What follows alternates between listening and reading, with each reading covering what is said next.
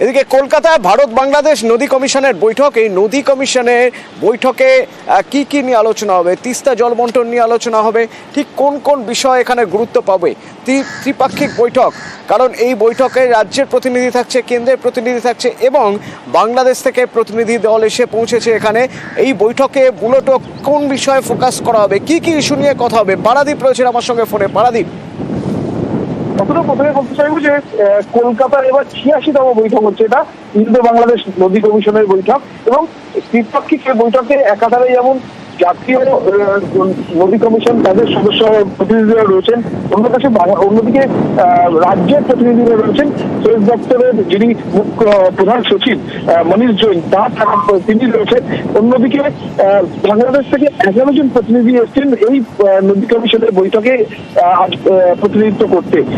এবার 1996 সালে এই প্রথমবার এই ইন্দো বাংলাদেশের মধ্যে নদী চুক্তি স্বাক্ষরিত হয়েছিল এবং আগামী বছর এই চুক্তির মেয়াদ শেষ হচ্ছে এবং বর্তমান রাজনৈতিক প্রেক্ষাপটে এই নদী চুক্তি আবারও পুনর্নবীকরণ হবে কিনা সেই বিষয়ে বিস্তারিত আলোচনা হবে।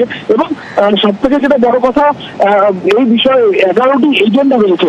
11টি এজেন্ডার মধ্যে কিছু রয়েছে সে বিষয়ে সবিস্তার কেউ কোনো পক্ষই মুখ খুলতে চাইছেন না। তবে যেহেতু গঙ্গা পদ্মা জলবন্টন এবং তিস্তার জলবন্টন এই দুটো একটা বার্নিং ইস্যু বাংলার ক্ষেত্রে, তাই রাজ্যের প্রতিনিধিরা যখন রয়েছেন, রাজ্যের সেচ সচিব মনীষ জৈন তিনি যখন রয়েছেন এবং আরো 2 জন সদস্য রয়েছেন, সুতরাং মনে করা হচ্ছে এজেন্ডায় থাকুক বা না থাকুক গঙ্গা পদ্মা জলবন্টন এবং তিস্তার জল সমস্যা এইগুলো নিয়ে কিন্তু কথা হবে ত্রিপাক্ষিক বৈঠকে। এবং এই বৈঠক 2 দিন ব্যাপী চলবে।